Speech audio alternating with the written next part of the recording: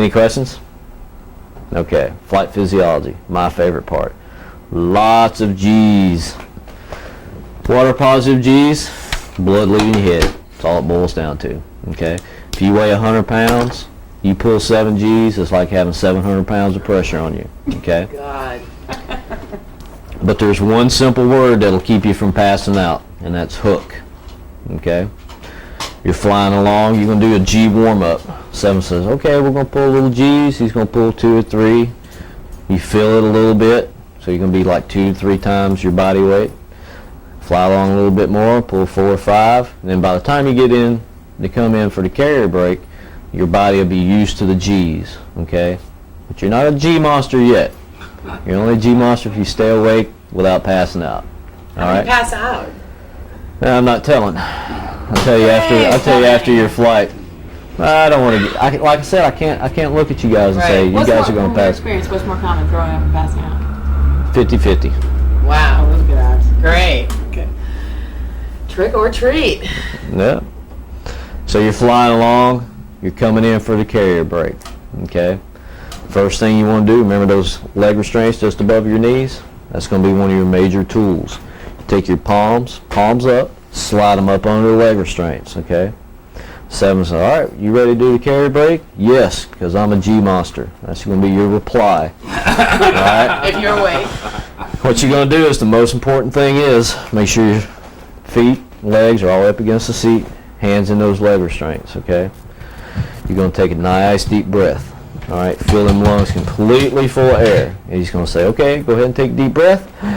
Take a deep breath. He's going to say, ready, hit it. Bam! He's going to start the carrier break. Okay? You already got your chest full of air. You're going to say one word. You can go, you see how my face turned red? You're forcing that blood back up into your head. Okay? And when you hook, you're pulling on those leg restraints. So your arms, chest, and everything is really tight. When you say the word hook, you're tightening up your stomach. And at the same time, I want you to push and pull with your legs. Okay? You want to tighten up all your muscles in your body. Because what does that do? That slows the blood leaving your head. Okay? And what you're going to do is you're going to see a little gray. You already got your chest full of air. You hooked really hard. You push that gray out. Come back up. Nice deep breath. Fill them lungs completely full. Hook really hard again. Release. And every time you do it, you'll see the gray. Then you'll hook. Push it out. Another chest full of air. The gray's coming back. You hook. Push it out. And even if you go completely dark, but you know you're not awake or know you're not asleep, take another big chest full of air, hook even harder, and it'll be just like a light switch. Okay? Wow. Most important thing, I've seen tape after tape after tape on Wednesday night. You'll see people go, they'll get their arms in the leg restraints, and I can tell what they're doing. They go, and that's not what I told them to do. Okay? You're going to do it with force. All right? You want to tighten up every muscle in your body. Another chest full of air. Just like that. Okay? How many times do they do that during the I've got down about 2.5, but I've been doing it all year. If you see the gray, hook. I don't care if you're pulling 4 G's or 8 G's. Okay? We don't want you to pass out. That's my job to make sure you guys don't. Okay? Now, is the carrier break going to be the maximum G point? That's going to be where you pull something.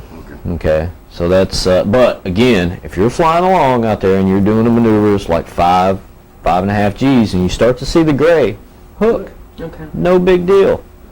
None whatsoever. I've had people pass out at 4.5. Well, that's really. And I've told them the same thing I'm telling you. If you're pulling 4 or 5 G's and you start to see that gray and that tunnel vision, just give it a little hook. Push it right out. Guarantee it. Every time. And if it gets really, really close, take that big chest full of air and hook harder. That means you're not tensing up enough muscles. I mean, hook hard. Okay? When you guys get done with your flight, it'll feel like a workout. Guarantee it. Okay? Any questions about being a G monster? Just remember, fill them lungs completely full, tighten up every muscle, and say the word hook with force. Okay? You'll be fine. All right. Now let me just ask one last thing. Are you just preparing us to get us a little bit scared? It's not really as bad, or is you telling it just Like it is. I'm telling it like it is. Okay. Every Wednesday, I do the same thing. Not building it up and raising But excitement I levels. tell you It's what, just what it is. you tell me when you come back from the flight, okay? All right? Negative G's. Negative G's, blood rushing into your head, okay? At one point, I think it's the wing over, you'll be just like an astronaut, weightless, okay? Wow. Then if he pulls negative G's, that's blood going back into your head. You don't want to do anything during that, okay? You just want to kick back. I want you to have your flight suit unzipped because we got some little air conditioned vents, just like a car. Have your flight suit spread a little bit. That way that air is rushing on you. That way you don't get sick. If you hook during negative G's, you will get sick. I Is guarantee he it. telling us this? Don't. Oh, you'll feel it. Okay. So. You'll feel it. Just kick back and relax. If you're not seeing that gray, you're okay. Okay? You start to see that gray, just give it a little hook. Now the carry brake, I want you to hook, just like I showed you through the entire maneuver. Okay? Hook hard, hook with force. I don't care if you see gray or not. Okay? Because at one point you will, I guarantee it. Okay? When he's telling you, hey, we're coming in for the carrier brake, take a nice deep breath, you stand by. Okay? Be ready, because it'll sneak up on you like that. Okay? When he tells you to take a nice deep breath, you feel them lungs completely full and you start hooking. So as soon as he says, ready, hit it, bam, he's going to start the maneuver. You hook from the time you start that maneuver until he pulls out and you're nice and flat and level. Okay? Negative G's, just the opposite. You just kick back, relax, look around. Don't look in the cockpit, because if you look in the cockpit, you're going to get sick. Okay? Especially if you're already feeling a little queasy. All right? If you feel like you're getting sick, say, hey, 7, level off for me. Okay? He'll level off, look outside the cockpit. Okay? Look at a tower, a boat, cloud, whatever, something that's stationary to get your equilibrium back. Okay?